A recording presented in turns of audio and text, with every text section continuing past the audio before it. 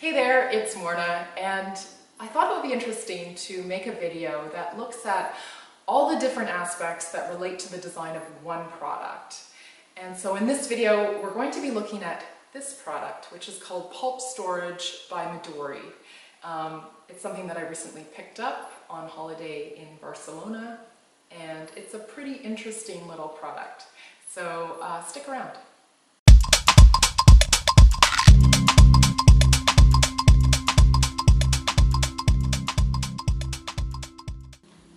So the simple act of looking at a product and asking why it's been designed in this way can produce a lot of valuable information.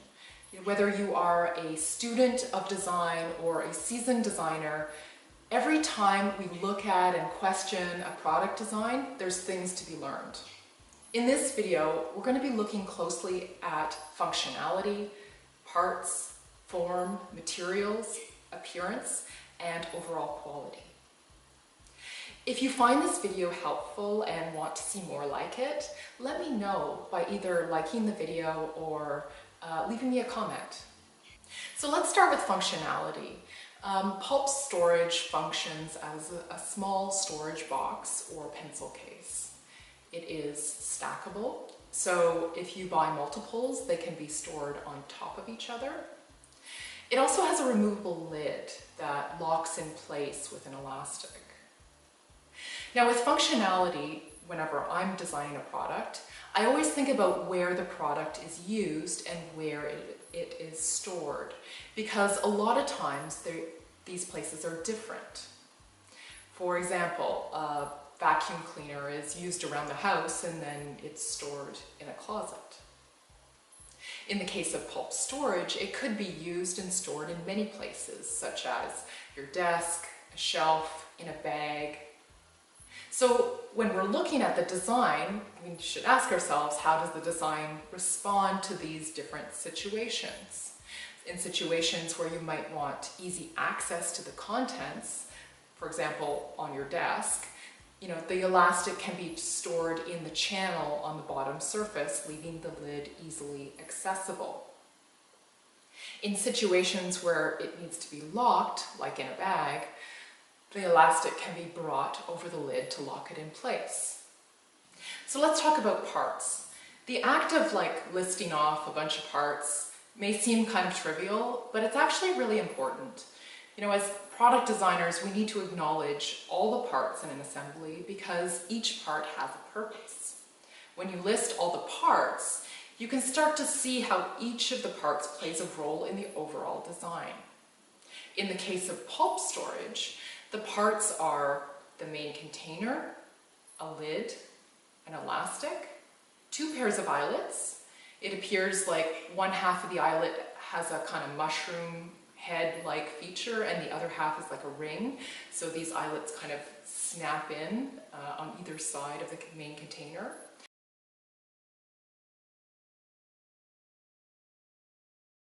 And then there's two metal crimps to hold the elastic in place. Let's start by describing the overall form. Overall, the form is a rectilinear box or cuboid. One thing that becomes obvious is there's two main parts, a lid, a main container. One question is how does this lid stay on? There's actually three features that lock the lid in place. The most obvious is the elastic, and it holds the lid on with compression. The second is the indent feature in the lid and main container that ensures the elastic does not slide side to side. The third feature is the recess in the lid. This recess reaches down into the main container and locates the lid in space with the main container. There is also a small amount of friction between these two parts, meaning the tolerances between the lid and the main container are tight, so this friction fit helps to keep it in place. Now, the main container has these 5 recesses in it. You can see on the bottom here. My guess is that these are for strength. Typically when you add these kind of interruptions in the surface, whether it be something like this or a slight curve to the surface, even the slightest curve, or ribs. These are all added to strengthen the part.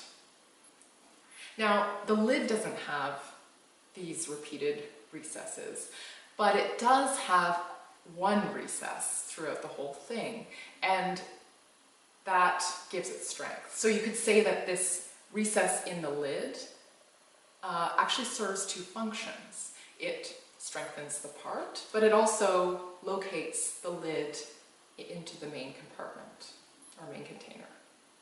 Now, can we just zoom out of this conversation for a minute? Because I need to ask you a question. Have you noticed that while we're talking about form, we're also talking about functionality, material, and manufacturing processes? It's because form is so intrinsically linked to these other aspects that it's impossible to talk about one without the other. Next up is material. I looked at Midori's site, and this product is made with 100% waste material. So once the elastic is removed, the whole container can be recycled. Now, the egg carton-like quality that kind of first attracted me to this product, the kind of unusual use of materials, I guess, for this type of product, is due to the fact that it's made in similar materials and similar process to egg cartons. And it's a kind of like pulp slurry that they then mold the pulp into different forms. So in terms of appearance and kind of overall qualities, let's talk about color. The color is actually due to the different materials that are used to make it, the kind of waste materials. So, for example, this light colored one is made with milk cartons and newspaper. The gray one is just newspaper. And then there's also kind of a beige colored one, and that one's made with cardboard. So what really attracted me to this product is its interesting use of materials and this kind of overall quality of soft.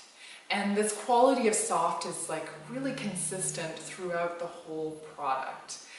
Everything from, you know, the soft paper surface texture, to the light weight in your hand, to the not cold temperature in your hand. And here I'm thinking of, you know, unlike something like metal or glass, which is cold in your hand, to the soft muted colors, to the fabric covered elastic. All of these things are soft. It even makes a soft sound when you put the lid on.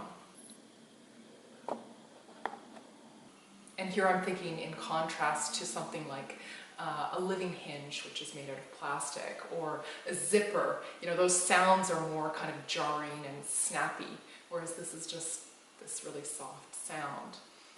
So another really nice aspect about this product as a pencil case is that it's made of paper. I mean, it's waste paper, but it's also the thing that you write on with pencils or pens, and when it's a pencil case, it becomes the thing to store your pencils or pens. So that's the video.